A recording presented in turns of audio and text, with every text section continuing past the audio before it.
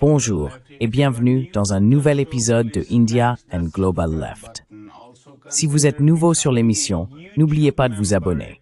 Pensez également à devenir membre de YouTube, à nous soutenir sur Patreon ou à faire un petit don en utilisant le lien dans la boîte de description. Mais le minimum que vous puissiez faire est de regarder notre émission, de l'aimer, de la partager et de commenter. Sans plus attendre, permettez-moi d'accueillir notre invité d'aujourd'hui, Juan González. Juan est le co-animateur de Democracy Now!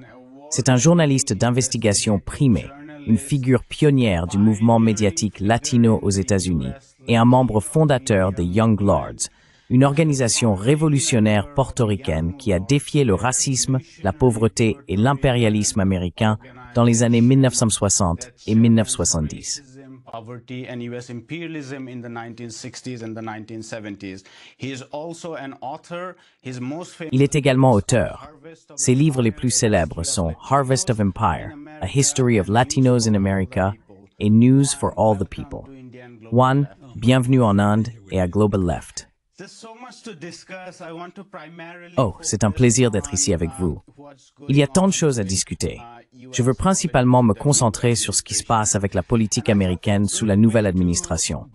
Et je pensais qu'un bon moyen de commencer est de discuter des droits des immigrés, étant donné que l'administration Trump a commencé par faire un spectacle des immigrants, les déportant dans des avions militaires partout dans le monde, créant l'impression que c'est une question de sécurité nationale.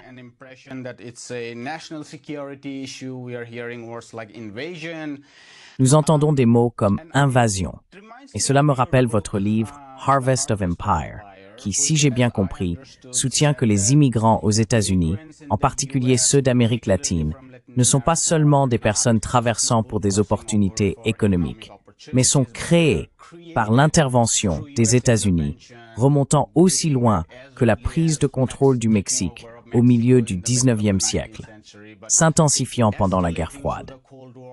Le Guatemala, dans les années 1950, le Chili, le Nicaragua, et ainsi de suite.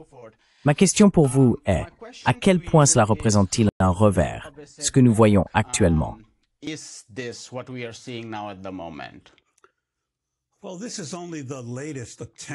Eh bien, c'est seulement la dernière tentative de certains secteurs des cercles dirigeants des États-Unis de faire des immigrants en général, mais des latino-américains en particulier, des boucs émissaires. Car les latino-américains représentent de loin la majorité des migrants qui sont venus aux États-Unis depuis la fin de la Seconde Guerre mondiale. Il y a eu des tentatives répétées au fil des décennies pour expulser en masse, en particulier les Mexicains, qui constituent le plus grand groupe de tous les migrants d'Amérique latine. Vous pouvez remonter aux années 1930, lorsque le président Herbert Hoover a lancé un programme d'expulsion massive au milieu de la dépression, où les estimations vont jusqu'à 1 million de Mexicains qui ont été simplement rassemblés dans des communautés, mis dans des trains et expulsés du pays, même certains qui étaient citoyens.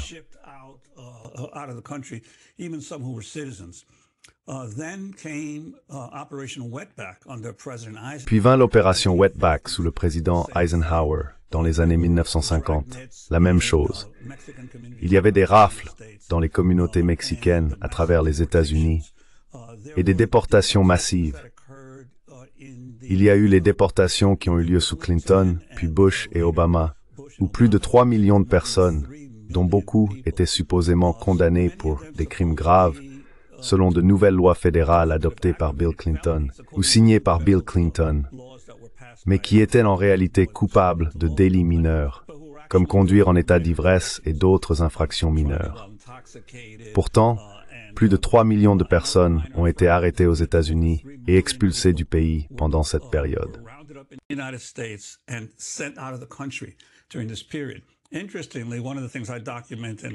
Fait intéressant, l'une des choses que je documente dans la dernière édition de Harvest of Empire est que sur les environ 3 millions de personnes qui ont été expulsées, 90% d'entre elles venaient de seulement 4 pays: le Mexique, le Salvador, le Guatemala et le Honduras.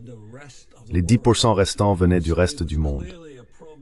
Il s'agissait donc clairement d'un programme visant à retirer les migrants latino-américains des États-Unis. Il y a eu les rafles sur les lieux de travail pendant les années Bush, lorsque les usines étaient encerclées et que les migrants étaient expulsés. C'est donc le dernier d'une série d'efforts tous les quelques décennies pour réduire la population latino-américaine aux États-Unis. Qu'est-ce que cela vous dit? Les latino-américains, en particulier les Mexicains, ont historiquement fonctionné comme une main-d'œuvre de réserve pour le capitalisme américain.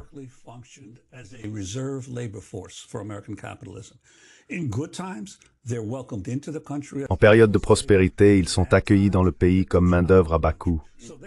En période de crise, ils sont expulsés du pays. Ils servent donc essentiellement de force de réserve pour le capitalisme en période de boom. Ce que nous voyons maintenant n'est qu'un exemple récent de cela. Mais ce que j'essaie de clarifier, c'est que les États-Unis ne sont pas le seul pays à être confronté à un problème de migration. En fait, tous les pays industriels avancés de l'Occident traitent des questions de migration depuis des décennies. Et si vous regardez les particularités du problème migratoire, les migrants viennent précisément des anciens territoires coloniaux des nations métropolitaines.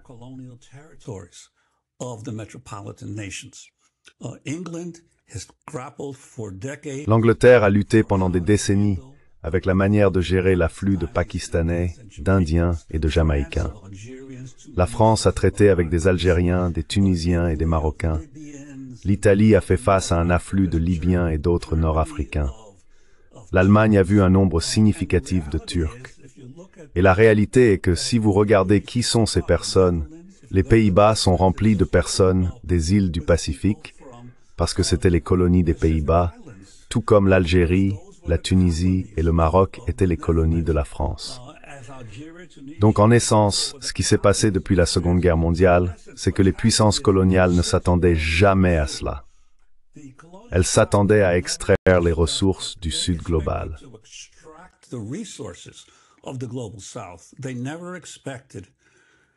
Ils ne s'attendaient jamais à ce que les peuples du Sud global viennent.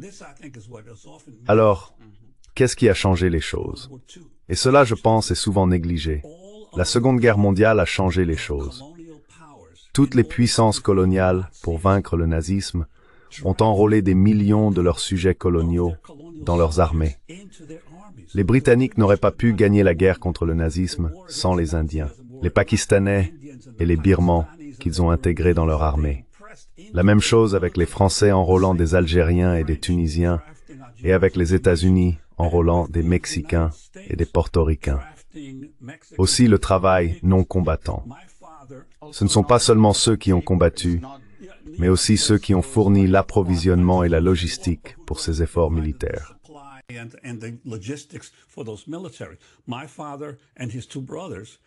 Mon père et ses deux frères ont tous été enrôlés pour combattre pendant la Seconde Guerre mondiale. Ils vivaient à Porto Rico. Ils ne parlaient pas un mot d'anglais. Pourtant, ils ont été enrôlés dans le régiment colonial de Porto Rico, qui était le 65e régiment d'infanterie, qui a fini par être rattaché à l'armée américaine, à l'armée de Patton. Ils ont traversé l'Afrique du Nord, sont montés en Italie et sont entrés en Allemagne, combattant le nazisme sans parler un mot d'anglais. Et donc c'étaient des soldats coloniaux, ainsi que les Afro-Américains, les Latinos et les Mexicains, qui ont été enrôlés dans la guerre. En essence, lorsque ces soldats sont retournés dans leur pays d'origine, ils avaient parcouru le monde entier.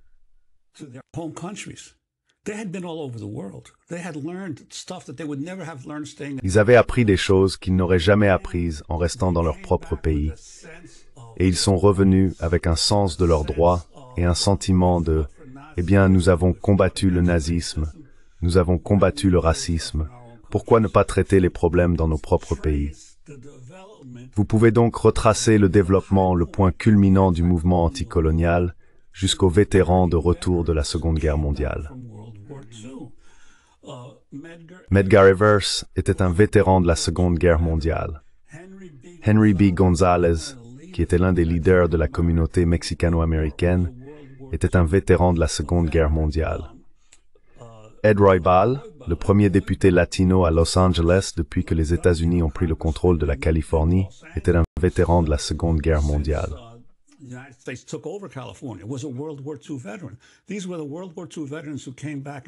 Ceux-ci étaient les vétérans de la Seconde Guerre mondiale qui sont revenus et ont exigé le respect et l'égalité.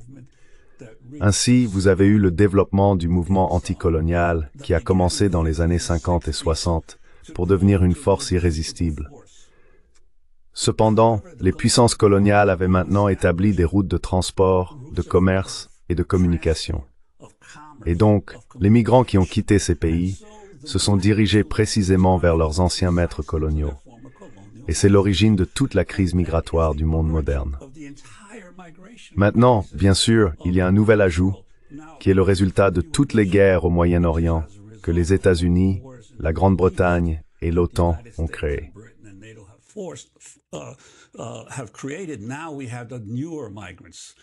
Maintenant, nous avons les nouveaux migrants, les Yéménites, les Syriens, les Afghans, les Irakiens. Ceux-ci ne faisaient pas partie des migrations antérieures, mais maintenant, ils migrent en grand nombre parce que les puissances impérialistes ont tellement dévasté leur pays qu'ils n'ont d'autre choix que de fuir. Et ils fuient généralement vers le pays qui a les meilleures relations économiques ou les routes de voyage depuis leur pays. Voilà donc la source.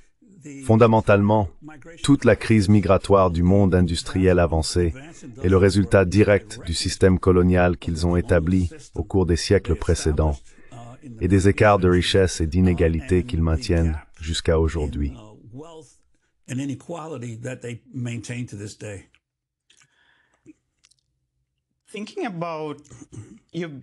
En y réfléchissant, vous nous avez donné une longue histoire de la façon dont cela a toujours existé. Vous savez, d'Eisenhower à Clinton, cela a toujours été là. Je me demandais encore si l'utilisation de clauses comme l'acte d'alliance avec l'ennemi, l'utilisation constante de la sécurité nationale, pensez-vous que ce sont des nouveautés ou ont-elles toujours été présentes également?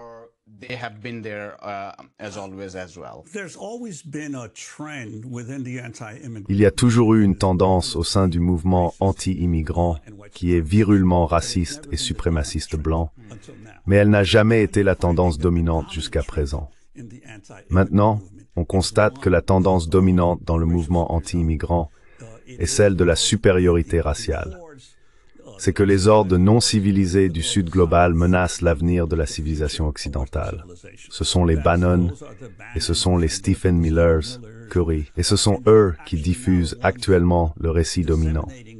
Mais il y a toujours eu une partie suprémaciste blanche du mouvement anti-immigrant, mais elle n'a jamais été la dominante.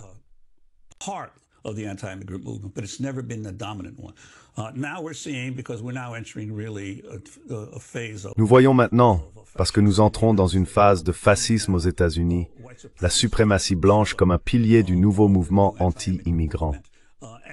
Nous le voyons dans tous les partis politiques en Europe, que ce soit en France, en Angleterre, aux Pays-Bas, ou même dans les pays scandinaves.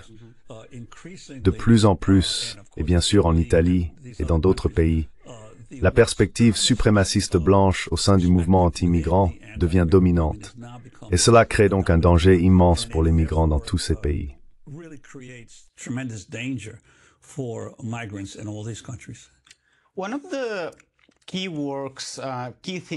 L'un des éléments clés de votre travail est que le mouvement ouvrier, en particulier aux États-Unis, est profondément lié aux droits des immigrants, notamment la classe ouvrière informelle, la classe ouvrière moins organisée.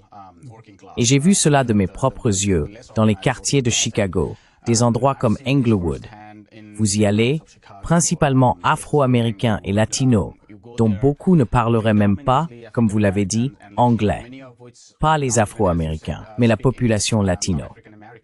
Nous entendons parler depuis un certain temps de la résurgence d'un certain type de mouvement ouvrier aux États-Unis, l'organisation de Starbucks, les travailleurs d'Amazon, et ainsi de suite, y compris le mouvement syndical organisé dans United Auto Workers. Ma question est, quel est l'impact de cette criminalisation, illégalisation et délégitimation des travailleurs immigrants sur le mouvement ouvrier?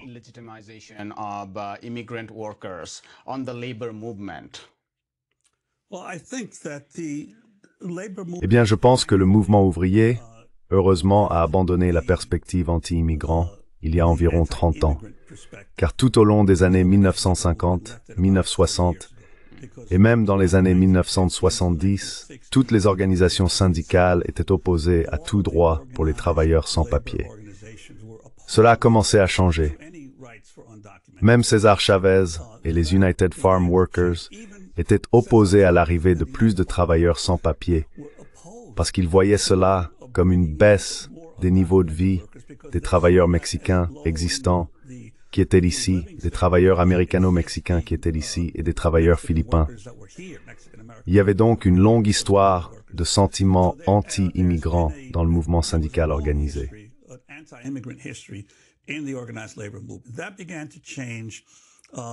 Cela a commencé à changer dans les années 80 et 90, lorsqu'une génération plus progressiste de dirigeants syndicaux est arrivée au pouvoir, la génération qui avait grandi dans les années 60 et 70. Dans les années 80 et 90, ceux qui étaient restés dans le mouvement syndical étaient désormais à la tête de nombreux syndicats, et ils ont donc commencé à changer. Cela s'est particulièrement produit avec le Service Employees International Union, SAIU. Cela s'est produit avec le syndicat des travailleurs de l'hôtellerie et de la restauration. Certains syndicats qui comptaient un si grand nombre d'immigrants ont commencé à forcer le reste du mouvement syndical à changer de position.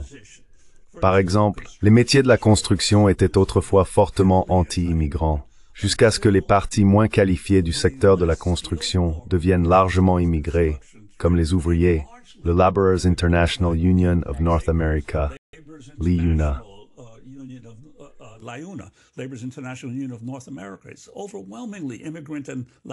C'est aujourd'hui majoritairement immigrants et latinos, et ils ont donc dû changer leur politique, car cela était directement en contradiction avec leurs membres. Il y a donc eu un changement substantiel dans le mouvement syndical organisé. Malheureusement, le syndicalisme organisé aux États-Unis représente un pourcentage infime de l'ensemble de la classe ouvrière. Le problème est que ces messages anti-immigrants ont infiltré la classe ouvrière. Et l'autre aspect, aussi, et c'est là que je me sépare ou diffère de nombreux de mes collègues analystes de gauche, c'est que je crois qu'il y a une aristocratie ouvrière beaucoup plus grande aux États-Unis que ce que la gauche reconnaît.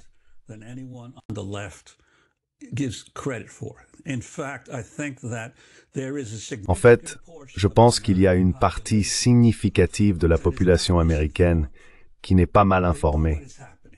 Ils savent ce qui se passe et réalisent que l'empire tel qu'il a été constitué depuis la Seconde Guerre mondiale est en danger, et ils ont choisi leur camp.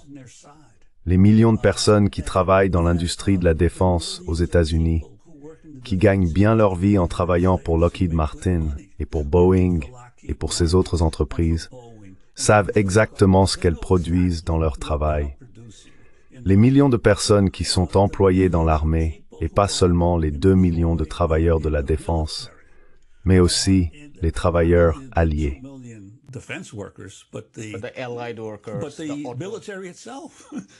Mais l'armée elle-même et les personnes qui sont, car souvenez-vous, l'armée des États-Unis aujourd'hui n'est pas l'armée des États-Unis pendant la guerre du Vietnam. À l'époque, l'armée des États-Unis était une armée de conscription.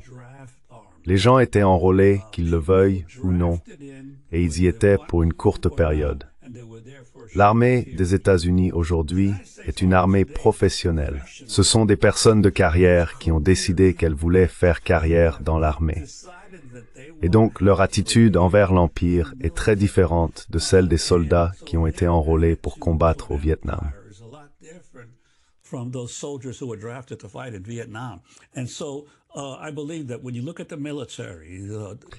Et donc je crois que lorsque vous regardez les militaires, la police, les agents pénitentiaires, les travailleurs de la défense, vous commencez à voir tous ceux qui travaillent dans l'application de la loi, une portion assez substantielle de la population en millions qui défend vraiment le statut actuel des États-Unis et veut le maintenir.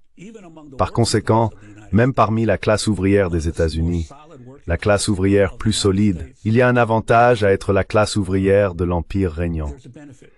La personne la plus pauvre aux États-Unis vit dans un luxe relatif comparé à des millions et des millions de personnes à travers le Sud global. Au moins, ils ont de l'eau courante.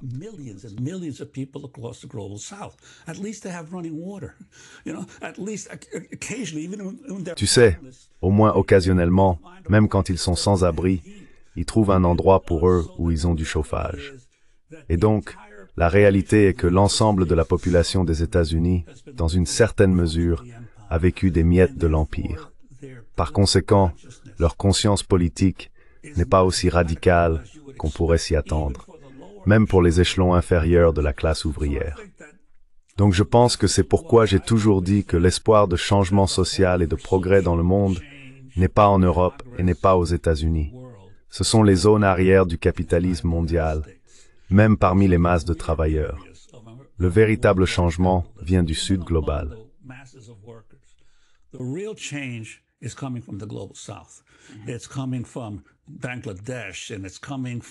Cela vient du Bangladesh, du Sri Lanka, du Congo, du Vietnam et de la Chine. Ce sont les endroits où les gens comprennent vraiment ce qu'est l'exploitation du travail et comment elle peut éventuellement être arrêtée. Et donc je ne crois pas vraiment que le changement social radical viendra aux États-Unis de sitôt. En fait, c'est le contraire. Il est plus probable que le fascisme se développe et se renforce aux États-Unis. Et le mieux que les gens de gauche puissent faire ici est de contenir les pires excès de notre pays à travers le monde. Nous devons retenir autant que possible les pires effets d'une nation capitaliste qui se dirige de plus en plus vers le fascisme.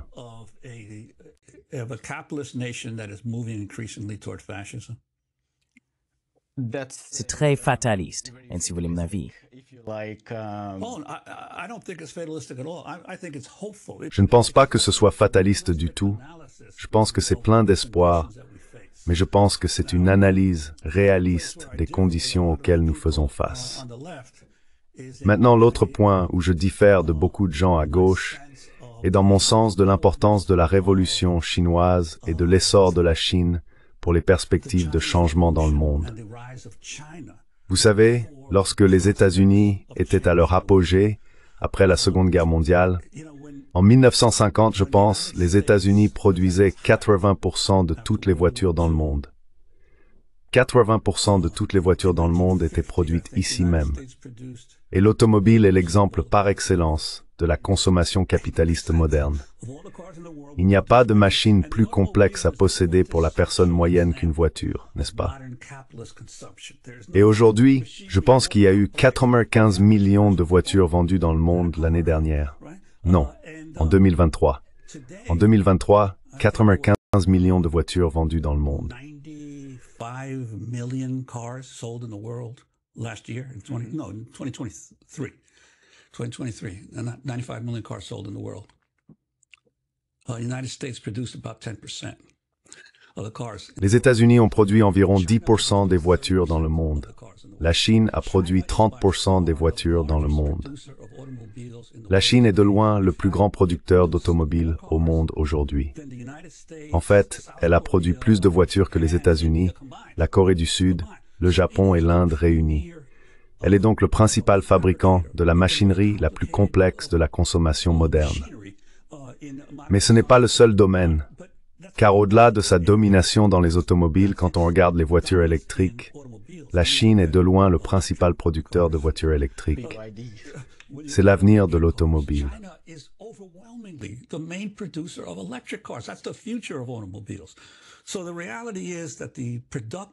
La réalité est que la capacité productive de la Chine a augmenté de façon exponentielle au cours des 20 dernières années. Et vous savez, j'ai compilé quelques chiffres parce que, vous savez, les gauchistes parlent toujours de l'importance du prolétariat, n'est-ce pas? Maintenant, il y a beaucoup de gens qui pourraient être inclus dans le prolétariat. Il y a des débats sur qui fait partie du prolétariat qui ne l'est pas. Mais tout le monde s'accorde à dire que les ouvriers de la fabrication sont le cœur du prolétariat. Vous pouvez inclure les ouvriers du bâtiment et les travailleurs des services publics, mais les ouvriers de la fabrication sont le cœur du prolétariat.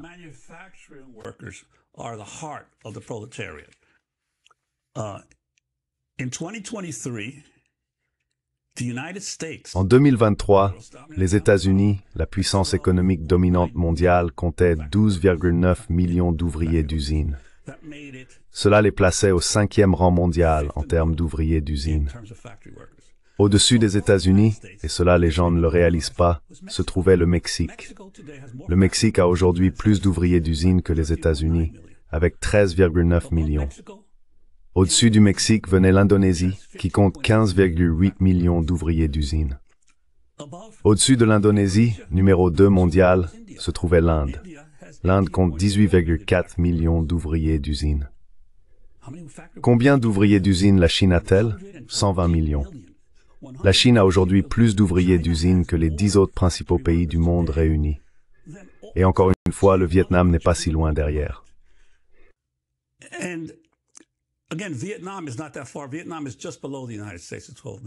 Le Vietnam est juste en dessous des États-Unis, avec 12 millions.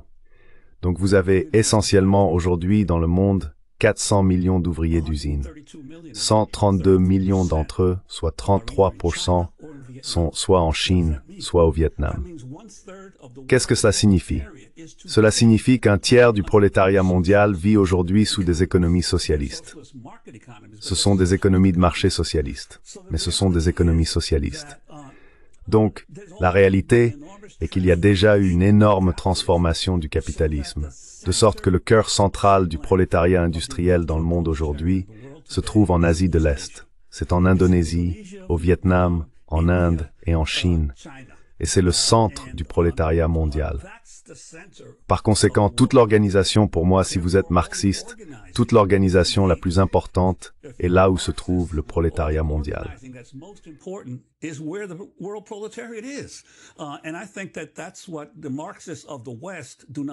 je pense que c'est ce que les marxistes de l'Ouest ne comprennent pas. L'Occident n'est plus un... Il produit encore des armes, il monopolise encore la fabrication d'avions, et il a toujours une avance dans les machines complexes. Mais dans toutes les autres formes de production dans le monde, c'est l'Asie de l'Est et l'Asie du Sud qui sont les centres productifs du monde, et d'où la plupart des richesses sont extraites. Parce qu'évidemment, une grande partie de cette fabrication est réalisée par des multinationales.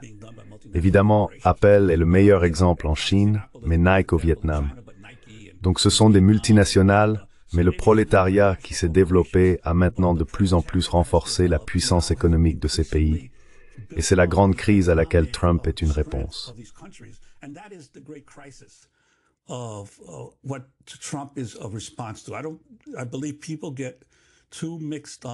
Je crois que les gens se trompent en le voyant comme un individu dérangé, sans comprendre que lui, je pense que c'est Samir Amin, mais beaucoup d'autres, John Bellamy Foster et bien d'autres, ont dit que le fascisme est une stratégie alternative de gestion du capitalisme.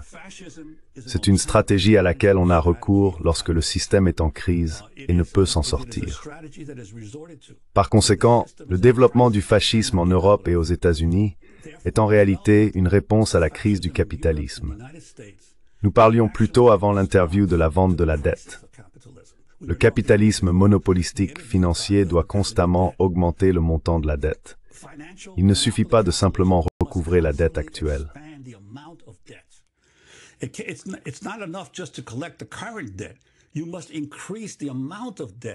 Vous devez augmenter le montant de la dette pour pouvoir récupérer de l'argent afin de maintenir votre petite montagne russe financière en marche.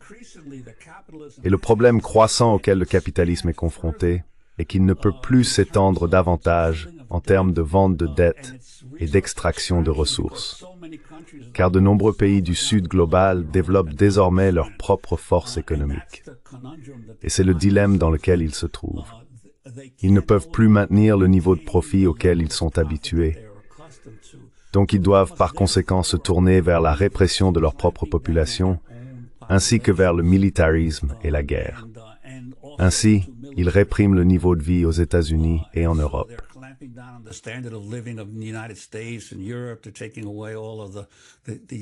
Ils suppriment toutes les politiques de protection sociale, social-démocrate, parce que ces politiques ont été adoptées après la Seconde Guerre mondiale comme un moyen de prévenir la propagation du communisme dans le monde entier.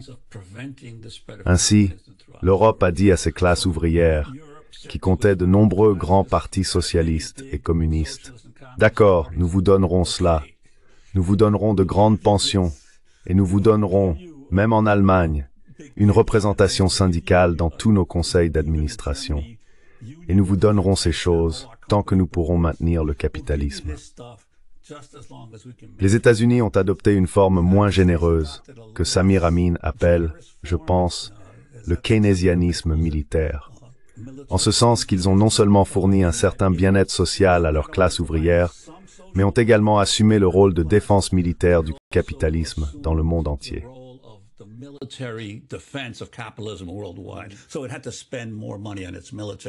Donc, il a dû dépenser plus d'argent pour son armée que l'Europe. Mais l'essentiel était un contrat social avec les classes ouvrières d'Europe et des États-Unis. Nous vous donnerons quelque chose si vous nous laissez survivre et maintenir nos empires, ce que les classes ouvrières ont fait. Et c'est en partie le problème du manque de ferveur révolutionnaire de la classe ouvrière. Elle faisait partie de cet accord. Par conséquent, le niveau de vie le plus élevé de la classe ouvrière a coïncidé avec le point culminant du capitalisme. Dans les années 50, les deux côtés étaient en meilleure forme dans les années 50 et 60 qu'ils ne l'ont jamais été.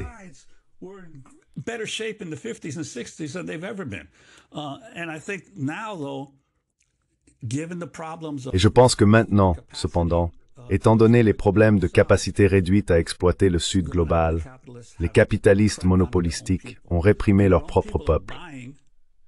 Et leur propre peuple croit à l'histoire que c'est le reste du monde qui les exploite.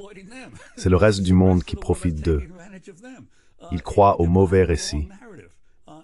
Et je pense que c'est ce à quoi nous sommes confrontés en ce moment. Le fascisme progresse parce qu'il n'a pas d'autre choix pour maintenir son pouvoir que de chercher un réalignement des forces, une nouvelle guerre, je pense. Et c'est l'autre aspect de la Chine que je trouve si important, parce que, vous savez, Trump se concentre beaucoup sur le commerce, sur les biens.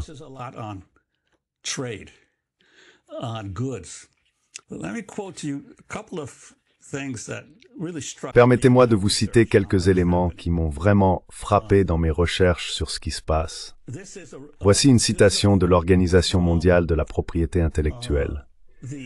En 2024, à Genève, ils ont réalisé un rapport intitulé « Rapport sur le paysage des brevets, intelligence artificielle générative ». Ils disent, et je cite, « Entre 2014 et 2023, la Chine a représenté plus de 38 000 inventions d'IA générative, soit 6 fois plus que les États-Unis en deuxième position, avec 6 300. Depuis 2017, la Chine a publié plus de brevets dans ce domaine que tous les autres pays réunis. Nous ne parlons pas d'envoyer des jouets aux États-Unis. Nous ne parlons pas de voitures. Nous parlons de brevets d'IA générative. La Chine est bien en avance sur le reste du monde en matière de brevets d'IA générative.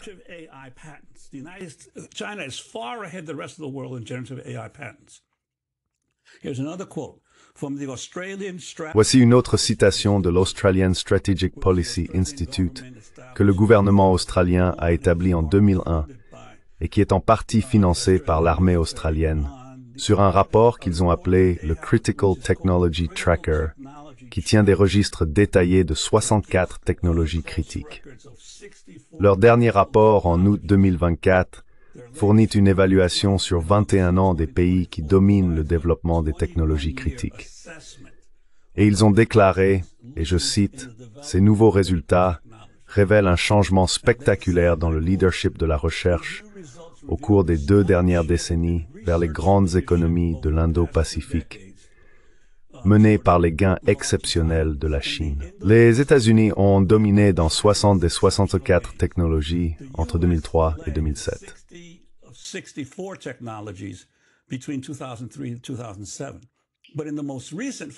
Mais au cours des 5 dernières années, de 2019 à 2023, les États-Unis ne sont en tête que dans 7 domaines.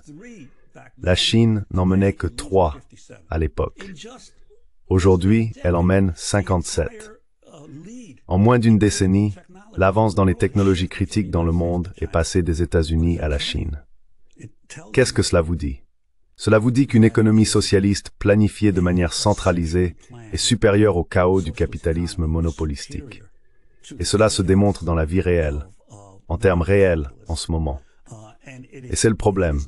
Le problème n'est pas que la Chine soit une menace de quelque nature que ce soit pour les États-Unis ou pour l'Europe. Le problème est que la planification sociale centralisée, le concept, est une menace pour le capitalisme monopolistique existant. Ils le savent, ils le comprennent, et ils doivent trouver un moyen de l'arrêter. Alors que cherchent-ils à faire? Ils essayent de susciter une guerre potentielle avec la Chine. What are they trying to do? They're trying to drum up a potential war with China. And I think that's where the American left. Et je pense que c'est là que la gauche américaine doit être claire.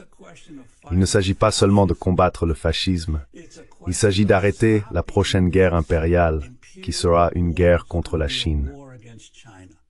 Et je pense que vous pouvez avoir des critiques envers la Chine. Vous pouvez avoir des critiques envers le Vietnam. Nous pourrions certainement avoir des critiques envers les États-Unis. Mais il faut être réaliste.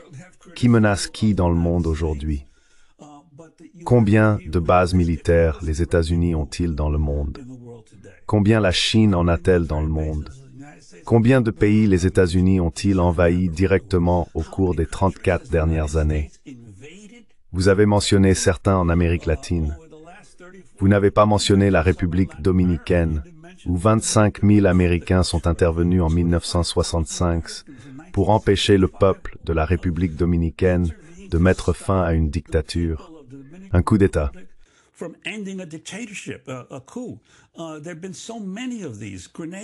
Il y en a eu tellement. Grenade, Panama, vous savez, la Libye. La Libye est aujourd'hui un État complètement en échec. Je suis sûr que si vous faisiez un sondage auprès du peuple libyen, ils vous diraient qu'ils étaient mieux sous Kadhafi qu'ils ne le sont aujourd'hui. Et donc, la réalité est que toutes ces interventions militaires ont été à la demande des États-Unis, pas de la Chine. La dernière guerre que je pense que la Chine a menée avec quelqu'un était le Vietnam. Et donc je pense, qui est le militariste, qui est l'expansionniste? Ce sont les choses sur lesquelles nous devons être clairs, indépendamment des critiques que vous pouvez avoir en interne sur un pays ou un gouvernement. La réalité est que vous ne pouvez pas permettre à un hégémon comme notre pays de continuer à essayer d'exercer son pouvoir de tyran à travers le monde.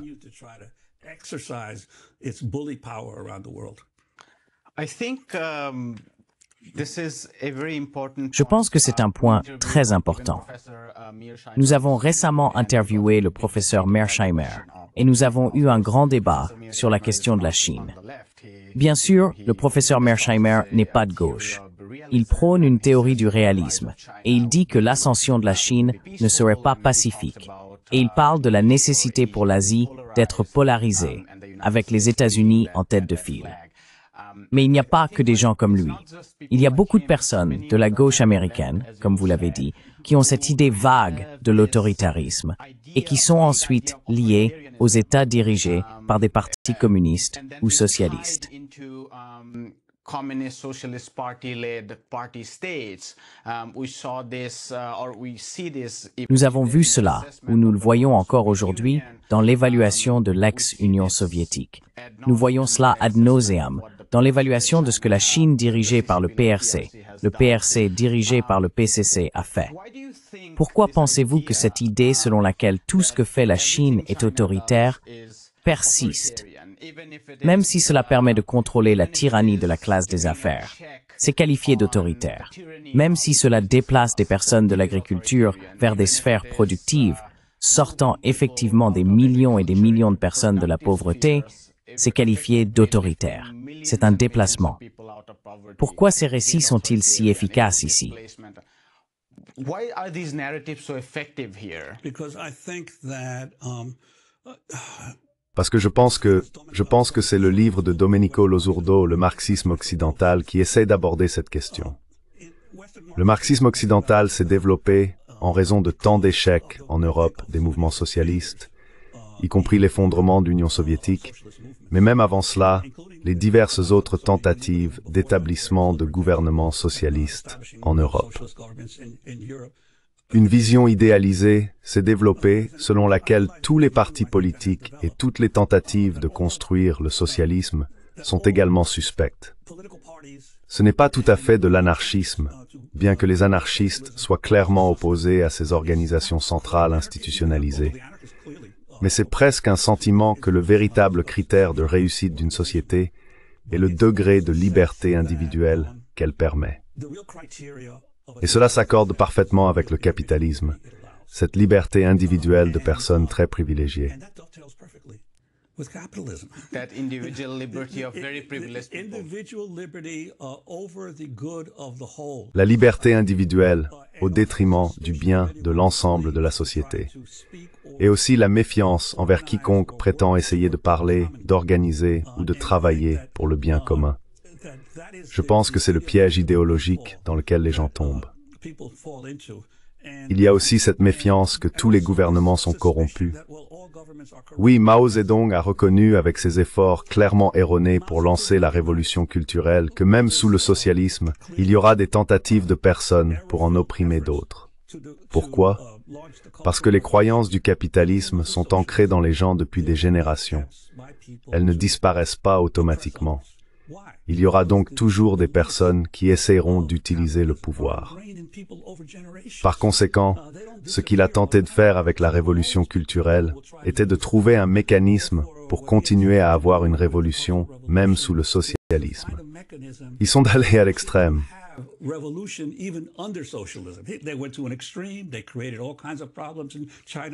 Ils ont créé toutes sortes de problèmes en Chine, dont la Chine a perdu une génération à essayer de se remettre. Mais cela ne signifie pas que l'idée était mauvaise. Il y aura toujours des tentatives de la part de personnes qui ont le pouvoir de s'y accrocher pour que vous voyez en Corée, leurs fils et leurs petits-fils héritent du pouvoir. Mais cela ne... Vous voulez dire la RPDC, oui, dans la République populaire démocratique de Corée. Donc, je pense que la question n'est pas de savoir si cela se produit, mais quel mécanisme utilisez-vous pour minimiser ces dangers? Pas pour dire, d'accord, non, l'organisation centralisée d'une société n'est pas bonne, car tout ce que cela permet, c'est que les capitalistes trouvent toujours comment diviser les gens sous la bannière de la liberté individuelle.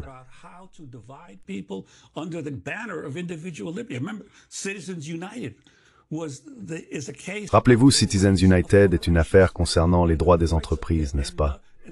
Et donc, par conséquent, vous avez une situation où je dis toujours aux gens de Democracy Now!, je pense qu'il y a une contradiction dans notre nom. Il est possible d'avoir une démocratie formelle et d'avoir une injustice sociale. Et dans la bataille, dans la contradiction entre la démocratie formelle et l'injustice, où vous situez-vous? C'est mon argument pour expliquer pourquoi la Chine a été une force si positive dans le monde. Si la Chine a sorti des centaines de millions de personnes de la pauvreté extrême au cours des 70 dernières années de sa révolution, c'est quelque chose de crucial pour le développement du monde.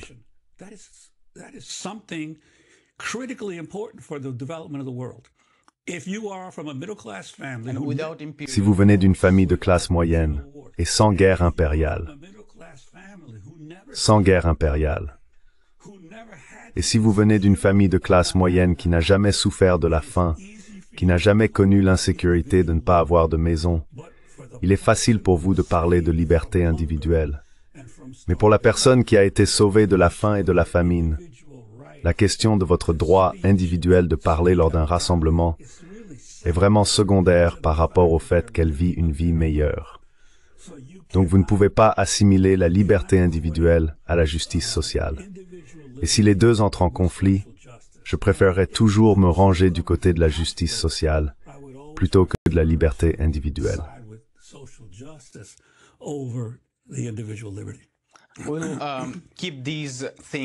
Nous garderons ces éléments à l'esprit à mesure que nous avancerons. Mais pour revenir à votre idée très importante de l'aristocratie ouvrière au sein du cœur impérial, le cœur capitaliste. Nous voyons également l'administration Trump piétiner les employés fédéraux. 700 000, voire peut-être maintenant plus d'1 million de personnes sont licenciées. Je soupçonnerais qu'elle pourrait en général être qualifiée d'aristocratie ouvrière. Eh bien, je ne pense pas que toutes pourraient être qualifiées d'aristocratie ouvrière. Mais une partie substantielle d'entre elles ne sont certainement pas des ouvriers du bâtiment ou des travailleurs agricoles en Californie. Farm workers in California. Non, mais je crois qu'ils font partie de la classe salariée, qui n'est pas réellement la classe ouvrière industrielle. Parce que, par exemple, si vous travaillez pour... Il y a tout un tas d'agences qui sont essentiellement des agences de régulation. L'Agence de protection de l'environnement, le Conseil national des relations du travail. Ce sont des agences dont le travail est, et elles sont apparues précisément après la Seconde Guerre mondiale, comme méthode du capitalisme pour se réguler lui-même, posant le gouvernement comme médiateur entre les luttes des classes pour permettre à tous de vivre ensemble. Donc ces agences de régulation ont joué un rôle très important.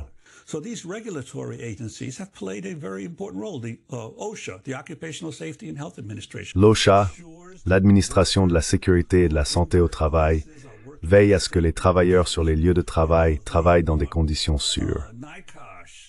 Le NIOSH, l'Institut national pour la sécurité et la santé au travail, et toutes ces agences sont des agences de régulation qui jouent un rôle important pour garantir que les masses de personnes aux États-Unis, ou, par exemple, le Bureau de protection financière des consommateurs, soient protégées.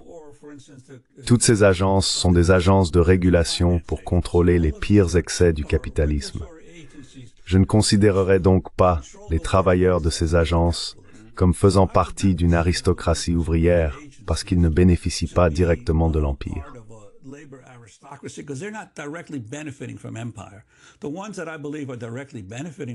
Ceux qui, selon moi, bénéficient directement de l'Empire sont ceux qui travaillent pour le département de la Défense, une section de l'USAID, et évidemment le département d'État. Un autre des plus grands employeurs du gouvernement fédéral est l'administration des anciens combattants. Ce sont 400 000 personnes qui travaillent pour l'administration des anciens combattants. Quel est leur travail? Leur travail est de s'occuper de tous les soldats qui ont combattu dans les guerres impériales de l'Amérique. Maintenant, d'une part, ils fournissent des services de santé nécessaires. Mais d'autre part, ils font partie de l'accord que le gouvernement donne à son armée, que si vous vous battez pour nous, pour le reste de votre vie, vos soins de santé seront pris en charge.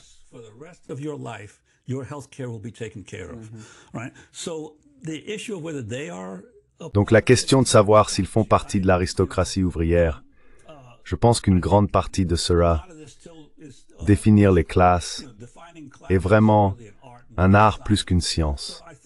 Donc je pense que je les classerai pas, mais je classerai tous les policiers qui travaillent dans chaque ville de ce pays, dont le travail de base est de maintenir l'ordre, comme faisant partie de l'aristocratie ouvrière. Et toutes les personnes de la sécurité intérieure, vous savez, toutes les personnes de la TSA, vous savez, tous ces autres gens dont le travail principal est de contrôler et de maintenir l'Empire. Cela, je le considérerais comme faisant partie de l'aristocratie ouvrière.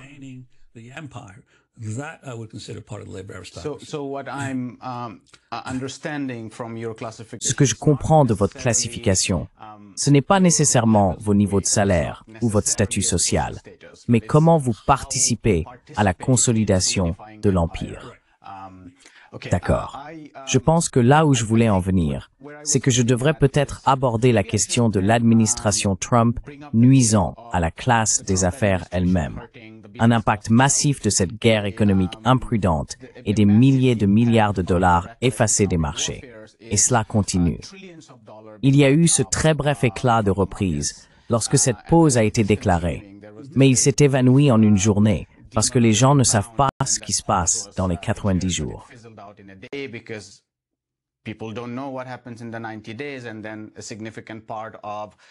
Et puis, une partie significative des transactions financières et commerciales se fait avec la Chine, avec laquelle la guerre s'intensifierait. Donc ma question est, si les actifs de la classe financière ne rebondissent pas, au moins au niveau de 2020 ou 2021, et s'ils continuent de chuter, y aurait-il une révolte de cette classe d'affaires contre l'administration Trump? Et cela pourrait mener à un renversement. Et juste pour ajouter un élément de plus, pensez-vous que le Parti démocrate serait capable de capitaliser sur ce genre de dissidence, disons de la part de la classe des donateurs?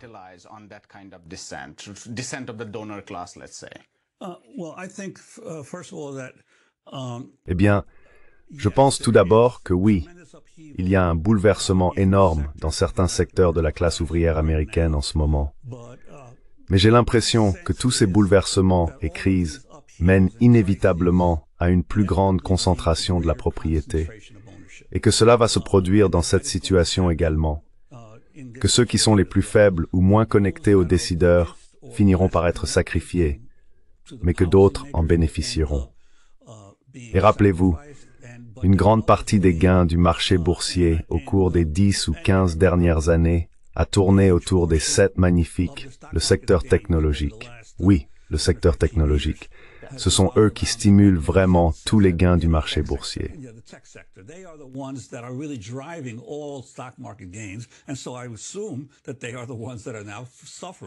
Et donc, je supposerais que ce sont eux qui subissent maintenant les pertes, que ce soit Apple ou Google. Ce sont eux qui subissent les plus grandes pertes. Mais tôt ou tard, le tri laissera ceux qui ont les meilleures connexions ou la meilleure capacité à éliminer d'autres secteurs qui pourraient prétendre rivaliser avec eux. Et ils grandiront parce que la tendance générale du capitalisme est toujours que les forts dévorent les faibles. Et donc je pense que cela va continuer. Et parce que le capitalisme monopolistique mondial est de plus en plus financiarisé, la véritable question est de savoir ce qui arrive aux banques, aux finances.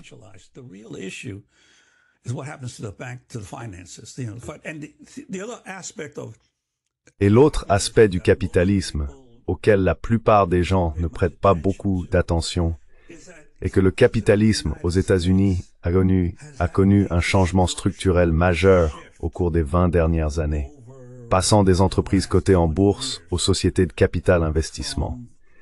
Il y avait quelque chose comme 8000 sociétés publiques il y a quelques années. Maintenant, il y en a environ 2000.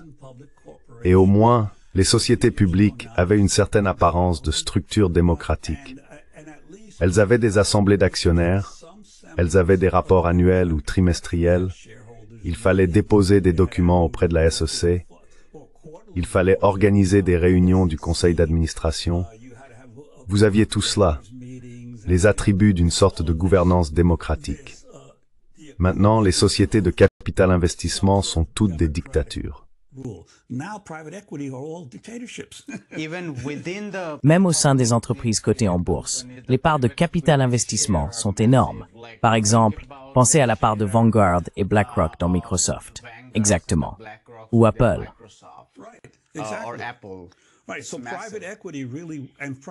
En effet, le capital investissement est vraiment un monde bancaire de l'ombre. Vous savez, c'est fondamentalement, et ils ne sont pas réglementés de la même manière que ces autres entreprises. Donc vous voyez au sein du capitalisme, le même mouvement vers un contrôle fasciste que vous voyez dans les superpuissances politiques générales. Et donc je pense, et Trump est ami avec toutes ces personnes, vous savez, n'était-ce pas BlackRock qui avait accepté d'acheter les 2 emplacements d'expédition de Panama aux Chinois? Donc, les gens du capital investissement aiment le modèle Trump.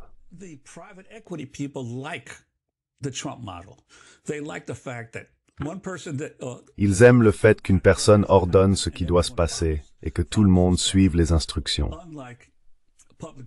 Dans les entreprises cotées en bourse, vous devez vous soucier du nombre d'actions que ce ou cet actionnaire possède et de ce bloc dans mon entreprise et de tout cela.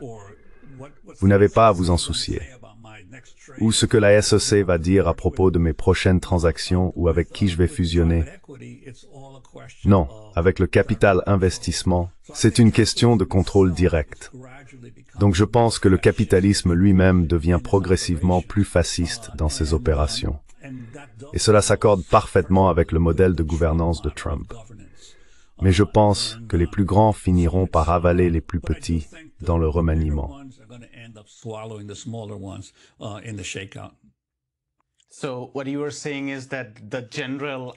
Donc, ce que vous dites, c'est que l'incertitude générale créée qui semble nuire de manière uniforme au marché financier pourrait finalement aboutir à ce que les grands acteurs émergent encore plus grands.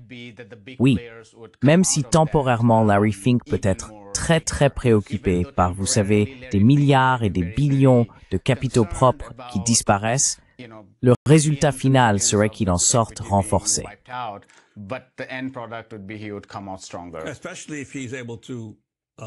Surtout s'il est capable d'influencer Trump pour aider ses intérêts, les intérêts particuliers de son entreprise, plutôt que ceux des autres. Je pense que c'est en partie la raison pour laquelle tant de ces milliardaires cherchent à s'attirer les faveurs de Trump. Ils se disent, eh bien, il aime les affaires. Je peux conclure un accord pour mon entreprise ou mon secteur qui me sauvera. Et je pense que c'est ainsi qu'il fonctionne. C'est une sorte de capitalisme oligarchique, de copinage qui fonctionne. Mais je pense que l'important à comprendre, c'est qu'ils doivent agir ainsi à cause de la crise à laquelle ils font face à l'international.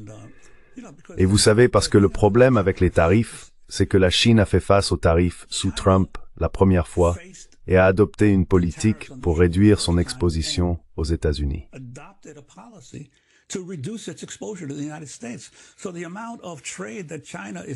Donc, la quantité de commerce, les biens que la Chine envoie aux États-Unis n'a pas augmenté de manière spectaculaire.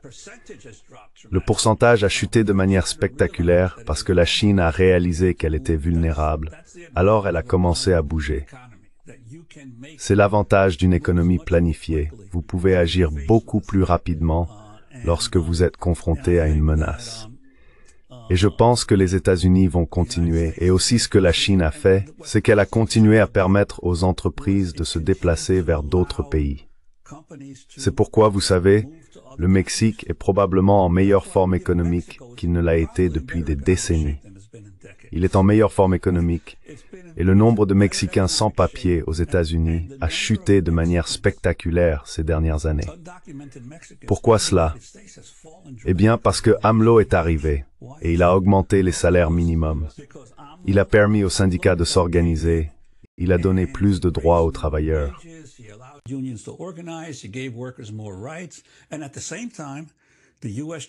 Et en même temps, la guerre commerciale des États-Unis avec la Chine a convaincu la Chine de déplacer beaucoup de production, ou pas tant la Chine, mais les multinationales qui étaient en Chine ont décidé de s'installer au Mexique pour accéder au marché mexicain. Ainsi, le Mexique a connu une croissance en termes d'emploi, le niveau économique de ses travailleurs a augmenté, donc moins de Mexicains viennent aux États-Unis.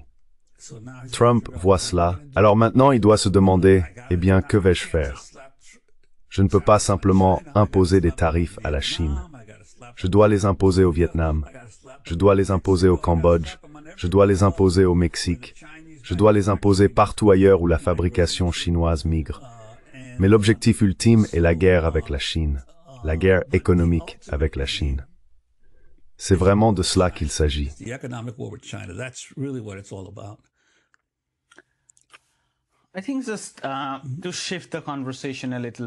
Je pense que pour déplacer un peu la conversation vers un autre aspect important de l'Empire, ce serait la politique étrangère des États-Unis au Moyen-Orient en particulier. Et nous voyons, bien sûr, un feu vert pour le nettoyage ethnique à Gaza, une violence colossale des colons, et la violence militaire israélienne en Cisjordanie, dans la zone des réfugiés et au Moyen-Orient. Les tambours de l'Asie de l'Ouest tombent dans la mer Rouge, et nous ne savons pas où iront les discussions avec l'Iran si les Marco Rubio et les faucons au sein de l'administration Trump, y compris Netanyahou, devaient avoir de l'influence sur lui. Comment voyez-vous la politique étrangère des États-Unis au Moyen-Orient? Étant donné que dans les médias traditionnels, il y avait tant de bruit à propos d'un pivot vers l'Asie, ce qui revenait effectivement à intensifier la guerre avec la Chine. Mais l'illusion était que les États-Unis détournaient leur regard impérial du Moyen-Orient. Comment voyez-vous la politique étrangère des États-Unis au Moyen-Orient? away from the Middle East. How do you look at the U.S. foreign policy in the Middle East? No, I don't think that Non, je pense pas que... yes, there was a Oui, il y a eu un pivot vers l'Asie sous Obama, mais les États-Unis ont été assez constants dans le maintien du contrôle qu'ils peuvent avoir sur le Moyen-Orient, notamment en utilisant Israël comme principal proxy. Et je pense que malheureusement, Israël est un État voyou. Il ne suit aucune règle, il ne respecte aucune réglementation internationale et il dépense une énorme quantité d'argent pour contrôler le récit en Occident, dans les médias et dans l'opinion publique, en termes de façonner sa vision du monde de ce qui se passe. Donc je pense que, d'après ce que j'ai lu dans certains médias grand public ou corporatifs, il y a eu des discussions actives selon lesquelles Israël prévoyait d'attaquer l'Iran en mai et que l'administration Trump a essayé de le retenir. Donc je pense qu'il y a encore une possibilité qu'Israël essaie, en essence, de compléter son attaque contre tous ses ennemis en s'en prenant à l'Iran. Je pense que ce serait une erreur. Je pense que, dans la mesure où les États-Unis et l'Europe continuent de pousser pour maintenir l'Iran en dehors des relations occidentales. Je veux dire, l'Iran n'est pas un petit pays. L'Iran a quoi? 100 millions d'habitants? Ce n'est pas un petit pays. C'est une puissance régionale majeure. Son PIB est actuellement de 1,6 trillion de dollars. It's $1.6 trillion GDP at PPP. Les conditions du PPP. Ce n'est pas comme 300 milliards de dollars. No, we're not talking about Venezuela or Cuba. Non, nous ne parlons pas du Venezuela ou de Cuba. Nous parlons d'une force majeure au Moyen-Orient. And not only that, Et non seulement cela, l'Iran bénéficie du soutien de la Chine et de la Russie. Donc vous poussez des gens qui ne seraient pas naturellement des alliés à se rassembler dans une sorte de front uni contre leur ennemi commun. Je ne pense donc pas que cela ait du sens du point de vue des États-Unis de continuer à faire pression et à menacer l'Iran. Mais l'administration Trump est parfois irrationnelle dans ce qu'elle fait. Mais je pense que la chose la plus importante, à mon avis, et vous ne trouvez pas cela aux États-Unis, dans aucun des médias aux États-Unis, c'est que nous sommes complètement isolés dans le monde en ce qui concerne ce qui se passe en Palestine et au Moyen-Orient. we are completely isolated in the world when it comes to what is happening in Palestine and the Middle East. There are no countries in the world where people believe that what we're doing is Il n'y a aucun pays dans le monde où les gens croient que ce que nous faisons est juste. isolate ourselves. Et donc je pense que tout ce que nous faisons, c'est nous isoler. Et pour moi, la véritable honte est l'échec des autres États arabes à prendre une position plus ferme face à ce qui se passe avec les Palestiniens. I think it's eventually going to lead Je veux dire, je pense que cela va finalement conduire à des troubles sociaux beaucoup plus massifs, surtout en Jordanie et dans certains de ces autres pays. in some of these other countries. Mais je pense que si Netanyahou continue à déplacer les Palestiniens de Gaza ou attaque l'Iran, nous allons nous retrouver dans une situation complètement différente. Et vous savez, j'ai vu quelque chose d'intéressant. C'est une autre chose que je voulais mentionner. And you know, I saw an interesting. This is another. I wanted to mention this. I saw an interesting article about. You've probably seen this, Jeffrey. J'ai vu un article intéressant. Vous avez probablement vu cet article de Jeffrey Sachs sur la reconstitution des Nations Unies et l'admission de l'Inde au Conseil de sécurité. Leftist. Eh bien, j'ai lu un texte, je pense que c'était par un gauchiste indien, qui disait « Pourquoi exhorte-t-il à ce que l'Inde, sous Modi, soit admise au Conseil de sécurité des Nations Unies ?» I'm sorry. So Je veux dire, c'est un gouvernement de droite qui n'a rien en commun avec les objectifs de l'ONU. Eh bien, la réalité est que l'admission de l'Inde au Conseil de sécurité n'est pas l'admission de Modi. Read me at the wherever it's worst of land. Il a fait que la nation est le plus peuplée du monde. that the Indian nation is the largest country by population in the world. It has a right to be in the Security Council. Il a le droit d'être au Conseil de sécurité certainement plus que la Grande-Bretagne ou la France. Who is running the country? Donc, indépendamment de qui dirige le pays, The rest of the world. la réalité est que c'est une reconnaissance par le reste du monde qu'il faut compter avec l'Inde à l'avenir et qu'elle mérite d'être membre du Conseil de sécurité, quel que soit le gouvernement politique du pays à ce moment-là. C'est simplement la bonne chose à faire. Mais encore une fois, c'est un exemple de la façon dont parfois ceux d'entre nous à gauche essaye d'insister sur le fait que notre vision du monde est la plus appropriée à un moment donné. Is the most appropriate one at a given time. You know? So. I think I want to discuss media with you. Je pense que je veux discuter des médias avec vous, mais juste pour résumer, disons, faute d'un meilleur mot, les relations internationales, si je pouvais parler brièvement de la crise en Ukraine. C'était notre lecture. Dites-moi si vous êtes d'accord ou non et partagez à la fois votre opinion personnelle sur la façon dont vous la voyez et la plateforme Democracy Now! Que nous admirons tous tant. Il y a eu certainement un débat entre Matt Duce et Jeffrey Sachs avec Democracy Now! Représentant les deux côtés. Bien sûr, pour simplifier, un côté est que la crise a été principalement provoquée par l'expansion de l'OTAN. Et si nous devions arrêter cette crise, c'est principalement en réduisant l'OTAN. C'est représenté par Jeffrey Sachs, et beaucoup d'entre nous ont adopté cette ligne. That's represented by Jeffrey Sachs and many of us took that line.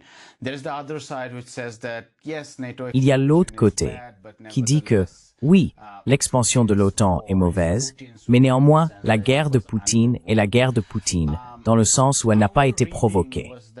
Notre lecture était que dans Democracy Now! Il n'y avait pas de position directe entre les deux. Je veux dire, les choses ont été discutées, mais la plateforme n'a jamais pris position.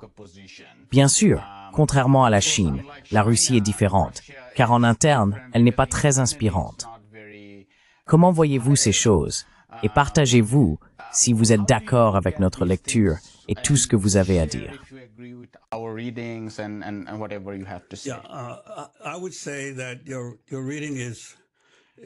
Je dirais que votre lecture est précise. Vous savez, la réalité est qu'il y a eu beaucoup de débats au sein de Democracy Now! Sur la guerre en Ukraine. Quoi qu'il en soit, il n'y a pas eu d'accord au sein de Democracy Now! Sur cette question. En fait, il y a eu, je dirais, un débat animé sur le sujet. Je suis l'une des personnes qui a fortement cru dès le début que c'était une guerre résultant de l'expansion de l'OTAN. Pour moi, si vous regardez le développement historique de l'OTAN et son expansion constante vers l'Est, il ne fait aucun doute qu'il y a eu de nombreuses fois où la Russie a continué à dire « Vous ne pouvez pas continuer à faire cela ».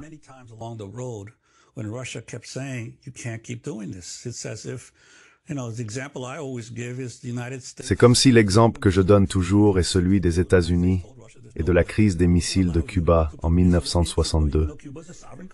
Les États-Unis ont dit à la Russie qu'il n'était pas question de les laisser installer des missiles à Cuba, même si Cuba est un pays souverain, car c'est une menace directe pour les États-Unis.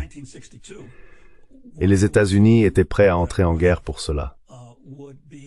Donc si nous avons pu le faire en 1962, pourquoi supposer que la Russie serait différente en voyant le mouvement constant vers l'Est des forces de l'OTAN? Je crois aussi que le soulèvement de Maïdan en 2014 était un coup d'État.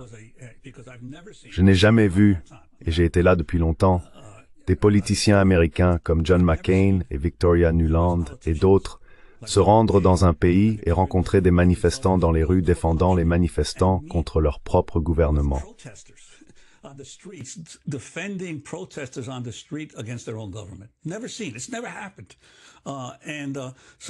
Jamais vu, cela ne s'est jamais produit. Et il était donc clair que les États-Unis soutenaient ce soulèvement. Et il est clair que c'était un coup d'État et que la guerre en Ukraine a commencé en 2014 et 2015. Elle n'a pas commencé en 2022. Elle a commencé en 2014 et 2015. Et ce que la plupart des gens ne reconnaissent pas, c'est plusieurs choses.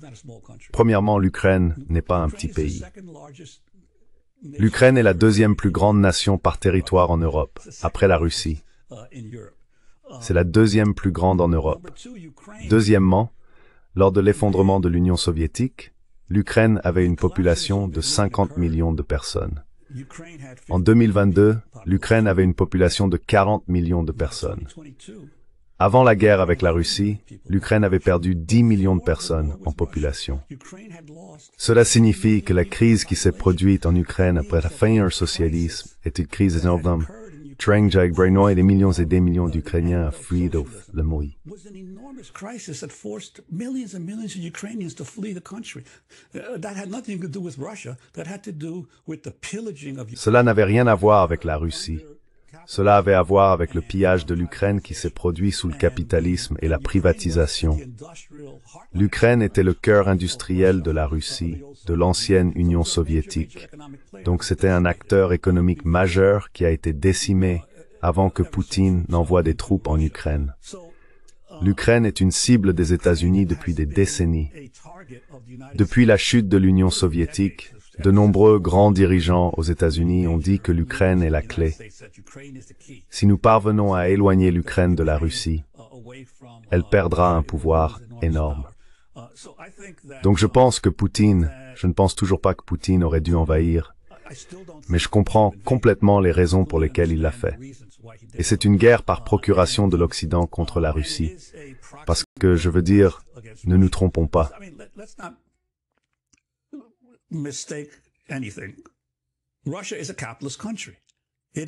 La Russie est un pays capitaliste. Ce n'est pas comme la Chine ou le Vietnam. Ce n'est en aucun cas socialiste. Cependant, ce que je crois s'est passé, c'est qu'après que la privatisation a décimé non seulement l'Ukraine et la Russie, Poutine a développé un capitalisme nationaliste.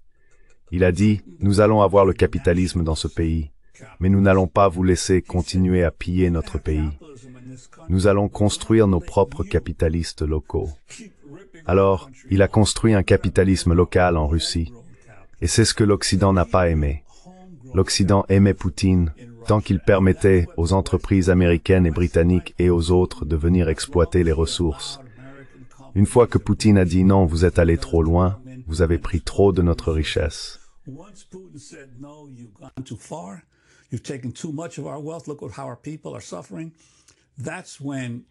Regardez comment notre peuple souffre. C'est à ce moment-là qu'il est devenu un problème. C'est alors qu'ils ont dit, OK, ce type doit partir. Nous devons continuer à étendre l'OTAN vers l'Ouest. Donc, c'est un capitaliste national. Et donc, je crois que la Russie n'aurait pas dû envahir. Mais je comprends complètement son raisonnement. Et je crois que les États-Unis étaient déterminés à utiliser la guerre en Ukraine pour affaiblir davantage la Russie. Maintenant, là, la différence, je pense, avec Trump, c'est que Trump veut détacher la Russie de la Chine. Il veut la Russie pour son propre bénéfice, pour des raisons de suprématie raciale. Il croit que la Russie a plus en commun avec l'Occident qu'avec la Chine et le Sud global.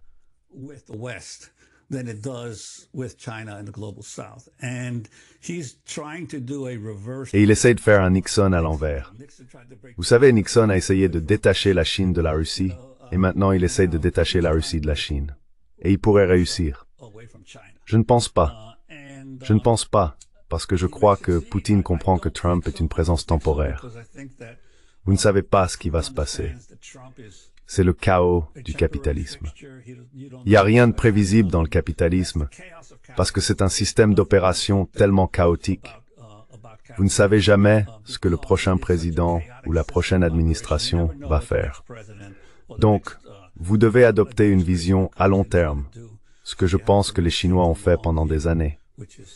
Ils ont adopté une vision à long terme des relations entre ces grandes puissances.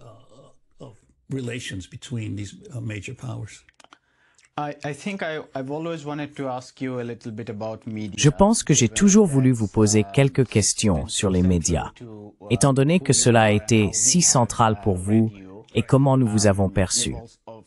Vous avez bien sûr écrit des nouvelles pour tout le monde, en vous concentrant sur l'inclusion des minorités raciales dans l'écosystème médiatique des États-Unis. Mais je pense que ce que je veux vous demander particulièrement ici, c'est quelles sont vos réflexions sur ce que l'Internet a fait aux médias dans leur ensemble. Et là, nous voyons d'un côté les médias d'entreprise et de l'autre les médias progressistes non corporatifs. Mais ce n'est pas seulement les médias progressistes. Donc ce n'est pas seulement Democracy Now! But it's not just progressive media, so it's not just Democracy Now! It's also the Daily Wire and so on and so forth. C'est aussi The Daily Wire, et ainsi de suite. Et puis il y a toute une gamme de ce que vous appelez les réseaux sociaux, les podcasteurs YouTube, les analystes, qui n'ont pas les ressources pour collecter des données, qui n'ont pas de journalistes. Mais néanmoins, ils fournissent une analyse importante. Et de plus en plus, nous n'avons pas d'enquête, mais de plus en plus de gens se tournent vers ces moyens. Beaucoup de nos abonnés disent « Oh, je viens d'annuler mon abonnement au New York Times après 20 ans pour prendre votre abonnement. » Je veux dire, nous trouvons ce genre de personnes. Alors, quelle est votre évaluation globale de l'état des médias à l'ère d'Internet?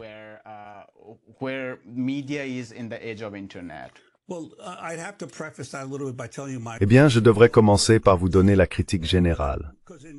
Parce que dans News for All the People, mon co-auteur Joe Torres et moi avons traité de deux choses.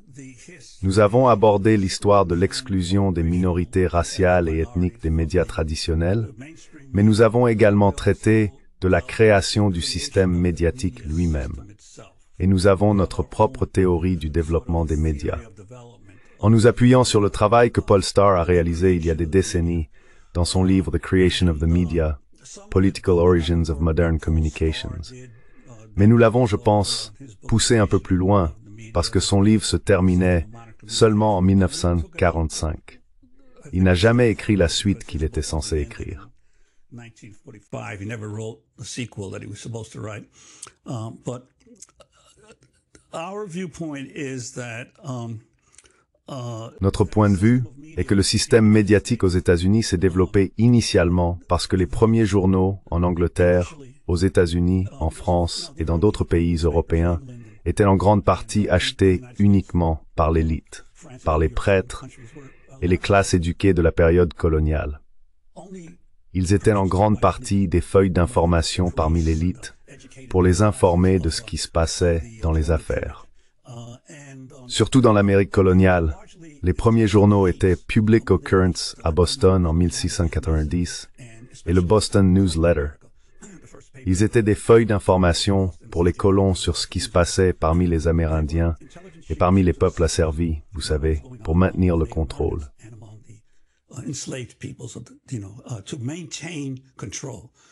So the media developed initially. Les médias se sont initialement développés comme des feuilles d'information pour l'élite. Cependant, nous avons retracé l'interaction entre le développement technologique et le besoin de communication. Par exemple, la première loi sur les communications aux États-Unis était le Postal Act de 1795, où les États-Unis, nouvellement créés en tant que pays, ont eu un débat majeur au Congrès sur la création du système postal. Il y a eu des débats entre Madison, Jefferson et Washington pour savoir si les États-Unis devaient créer un système postal où les journaux seraient livrés gratuitement au peuple. Le Postal Act de 1794 a également établi des routes postales. The Postal Act of 1794 also established postal roads. The government built roads to connect. Le gouvernement a construit des routes pour relier les différentes parties des anciennes 13 colonies entre elles. La seule façon pour les gens de comprendre ce qui se passait était à travers les journaux. Si vous étiez en Virginie, à Boston ou dans le Connecticut, comment sauriez-vous ce qui se passait? Vous aviez besoin des journaux pour vous informer. Ainsi, le gouvernement a créé des routes postales. Et le premier grand débat sur les communications en Amérique portait sur la question de savoir si le gouvernement devait livrer les journaux gratuitement ou les livrer au coût réel de la livraison, n'est-ce pas? Les tarifs du marché, n'est-ce pas? Madison et certains autres étaient pour les tarifs du marché. Jefferson était pour la livraison gratuite.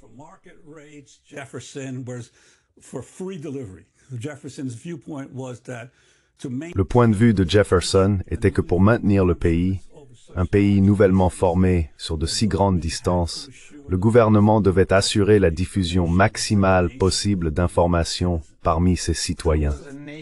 C'était donc un projet de construction nationale. C'était un projet de construction nationale. Tout au long du 19e siècle, le principal travail du système postal aux États-Unis n'était pas de livrer des lettres, c'était de livrer des journaux. Et ils ont conclu un accord, comme les États-Unis le font souvent, un compromis. Ce ne serait pas gratuit et ce ne serait pas au prix du marché, ce serait subventionné. C'est ce qu'on appelle le système postal de deuxième classe.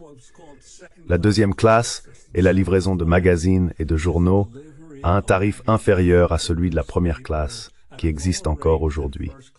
Which they have even today. Which still exists to this day. Throughout the 19th century, the main job Tout au long du 19e siècle, le principal rôle du système postal des États-Unis était de livrer des journaux aux gens. and the postal Le système postal était le principal employeur du gouvernement américain jusqu'à la guerre civile, lorsque le gouvernement a commencé à croître. the government started to On pourrait donc soutenir que de 1794 à 1860, le principal rôle du gouvernement des États-Unis était de livrer des journaux aux gens. deliver newspapers. C'est pourquoi nous avons développé un système de journaux très dynamique et une population hautement éduquée, dont beaucoup étaient abonnés à plusieurs journaux. De plus, le gouvernement a décrété que chaque éditeur de journaux pouvait obtenir gratuitement n'importe quel autre journal du pays. Newspaper publisher could get any other newspaper in the country free. Because most newspapers, what they did is they would read Parce que la plupart des journaux lisaient les copies d'autres villes, cut out the articles découpaient les articles qu'ils jugeaient les plus importants et les mettaient dans leurs journaux, tout comme cela se fait aujourd'hui. C'était un système Internet. C'était le premier système Internet où, en gros, le gouvernement subventionnait la capacité des gens à diffuser les nouvelles. C'était donc la première étape du journalisme américain. Cela a produit le public le plus lecteur de journaux au monde tout au long du 19e siècle. Puis est venu un nouveau développement technologique, qui était le télégraphe. Le télégraphe vous permettait d'envoyer instantanément des informations par fil. now to send information instantly over wires. However, unlike the postal system, which was developed Cependant, contrairement au système postal, qui a été développé par le gouvernement, le télégraphe a été spécifiquement autorisé à être privé, même si Samuel Morse, l'inventeur du télégraphe, a exhorté le gouvernement à acheter ses brevets et à en faire un service public. Le gouvernement a refusé cela. Il y avait un congrès plus conservateur à l'époque. Et ainsi, vous avez eu le développement d'un système de télégraphe privatisé, ce qui a finalement conduit à ce que toutes les petites compagnies de télégraphe soient rachetées par une seule, qui était Western Union. Western Union est devenu le premier monopole industriel des États-Unis. Était-ce dans les années 1890? Non. Juste après la guerre civile, en 1867, au moment où Western Union a pris le contrôle de toutes les autres compagnies. By the time Western Union got control of all the other companies. So Western Union established the first industrial monopoly Ainsi, in the United States. Western Union a établi le premier monopole industriel des États-Unis. Elle a conclu un accord avec les compagnies de chemin de fer parce que ces dernières étendaient alors leurs voies ferrées, permettant aux lignes de Western Union d'être construites le long des voies en échange de l'assurance par Western Union que les chemins de fer ne seraient pas critiqués pour leur monopole. C'était donc un conglomérat entre les chemins de fer et Western Union. En conséquence, tout au long de la seconde moitié du 19e siècle, ce qui s'est passé dans la première moitié, c'est que comme le gouvernement payait pour la distribution des journaux, beaucoup de gens ont commencé à créer des journaux. Quiconque possédait une presse pouvait lancer un journal, et le gouvernement le livrait pour vous.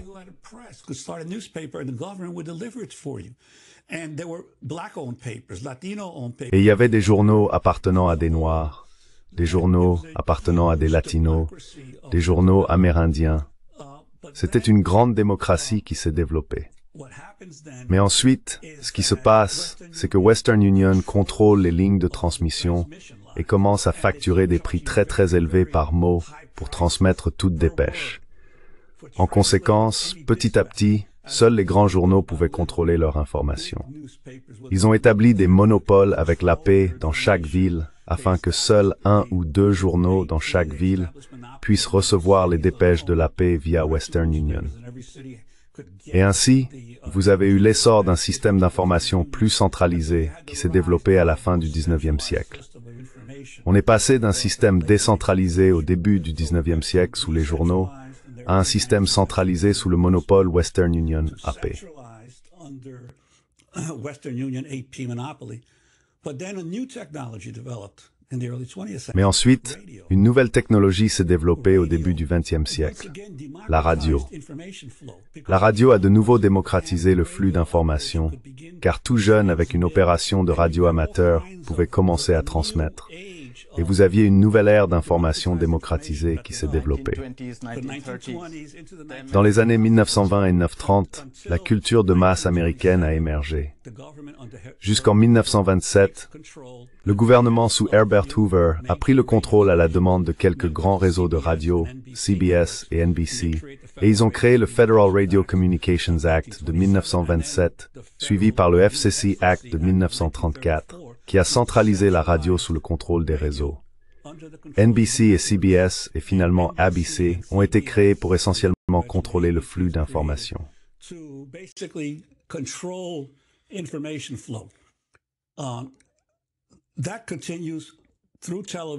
Cela continue à travers la télévision jusqu'aux années 1970 et 80, lorsqu'une nouvelle technologie se développe qui est le câble.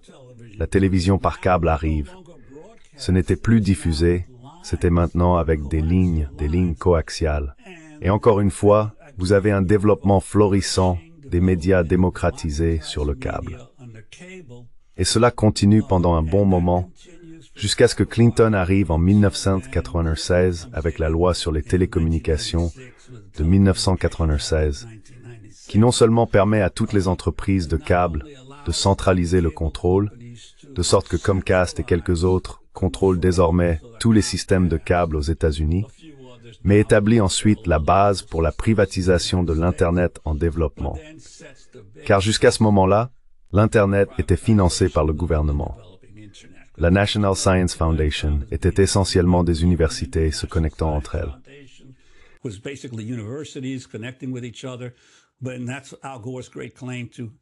Mais c'est la grande revendication d'Al Gore d'avoir créé Internet. Il n'a pas créé Internet. Il a fait passer une loi privatisant l'infrastructure d'Internet. Et ainsi, Internet est devenu une opération privatisée.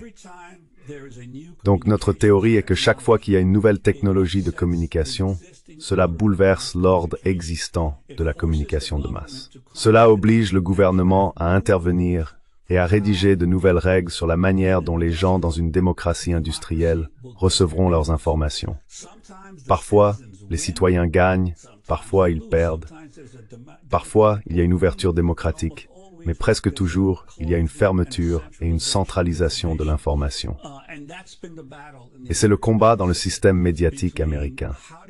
Comment réagir aux révolutions technologiques et comment le citoyen moyen et ordinaire accède-t-il aux nouvelles et à l'information? Et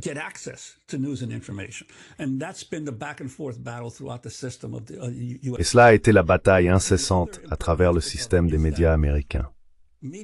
L'autre aspect important est que les médias sont devenus de masse dans les années 1830. Avant les années 1830, comme je l'ai dit, il fallait acheter un abonnement à un journal 1 an à l'avance, puis l'éditeur faisait livrer par la poste chaque semaine ou autre. Cependant, une fois que la vapeur a commencé à alimenter les presses à imprimer, on pouvait désormais produire des masses de journaux. Et c'est ainsi que s'est développé ce qu'on appelait les journaux à 1 sou. En Angleterre, il y a eu une révolution à peu près à la même époque, la presse à 1 sou. Aux États-Unis, c'était le New York Sun, le New York Tribune.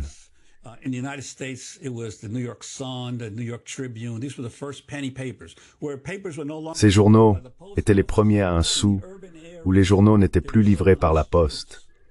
Dans les zones urbaines, ils étaient vendus dans les rues pour 1 ou 2 sous à la classe ouvrière. Pourquoi cela s'est-il produit? Je crois que les médias de masse aux États-Unis se sont développés précisément au moment où les ouvriers urbains ont obtenu le droit de vote. Entre 1828 et 1835, la plupart des États des États-Unis ont supprimé les exigences de propriété pour voter. Ainsi, les masses d'artisans et de travailleurs urbains pouvaient désormais voter. Dans une démocratie, une personne, un vote est une chose dangereuse. Vous ne savez jamais sur quoi les gens vont voter. Par conséquent, les médias de masse se sont développés précisément pour pouvoir contrôler ce que pensent les masses. but the masses of people think. C'est là que Walter Lippmann et d'autres interviennent et écrivent sur la fonction des médias. The function of media. The function of media, right? It's important to La fonction des médias, control what the d'accord. people think. Il est important de pouvoir contrôler ce que les gens pensent, car ce qu'ils pensent détermine comment ils vont voter. Et donc, en gros, ça a été la bataille. La bataille a été de contrôler le récit de ce que les masses pensent à travers les médias de masse.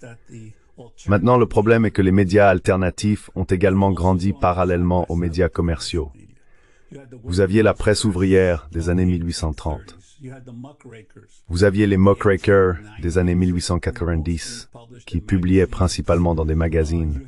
Vous aviez la presse communiste et socialiste des années 920 et 930.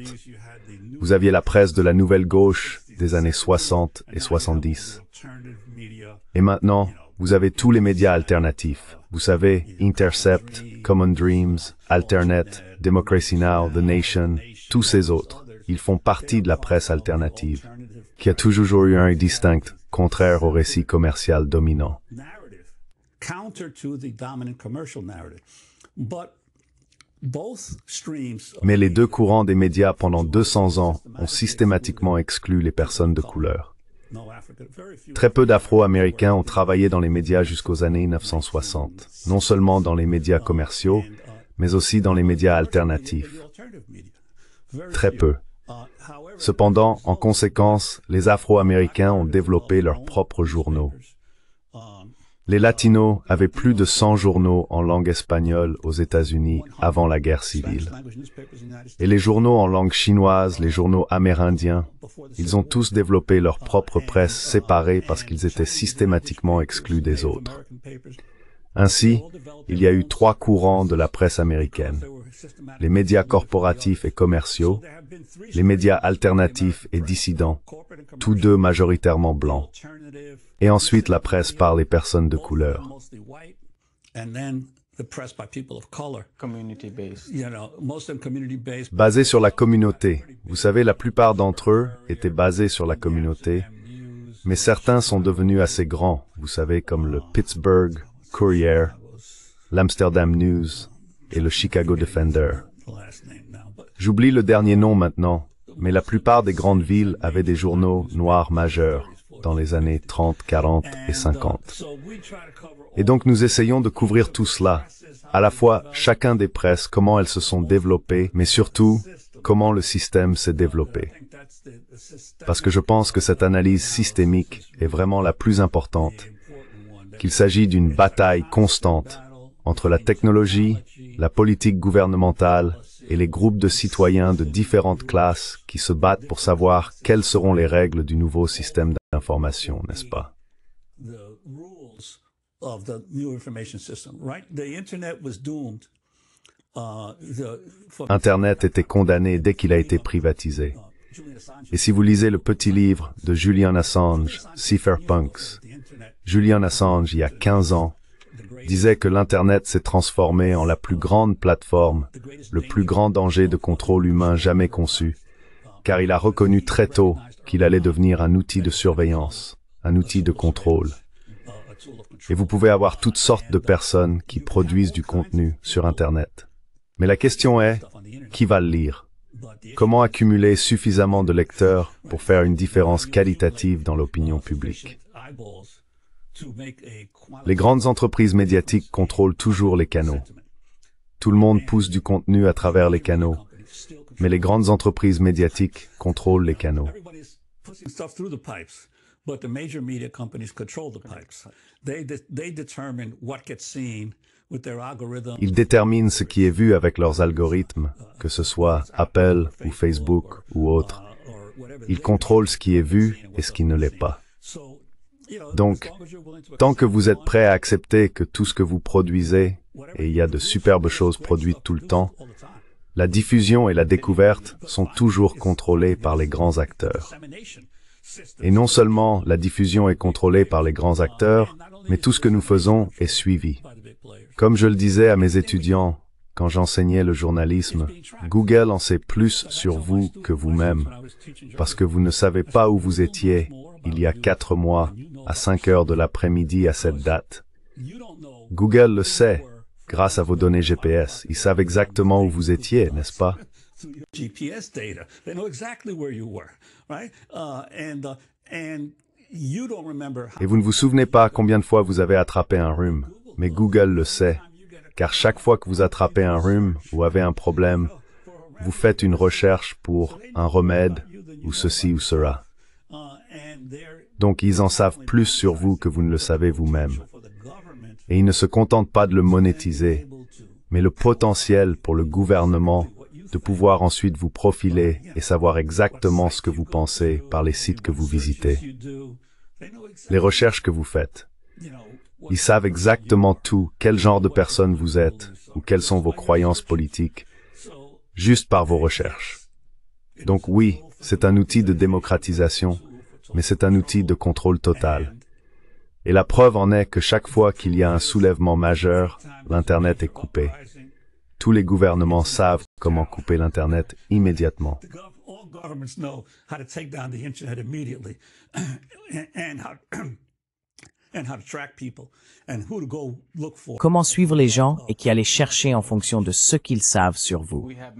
Donc, nous avons un nombre massif de coupures d'Internet en Inde et la région est le Cachemire. Nous allons en rester là. Joanne, c'était un tel privilège de vous parler et merci pour l'opportunité. Je vous souhaite le meilleur avec votre podcast. Merci. Bonjour, je m'appelle Ayushman. Avec Jyotishman, nous avons lancé cette plateforme au cours des 2 dernières années. Nous avons essayé de créer du contenu pour les forces de gauche et progressistes. Nous avons interviewé des économistes, des historiens, des commentateurs politiques et des militants jusqu'à présent.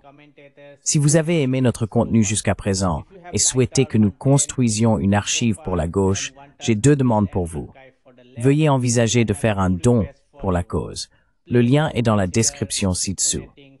De plus, 724 Tenarf Research, ne soyez pas triste. Vous pouvez toujours aimer nos vidéos et statuer avec vos camarades. Enfin, n'oubliez pas de like, de subscribe, s'abonner. Don't forget to hit the subscribe button.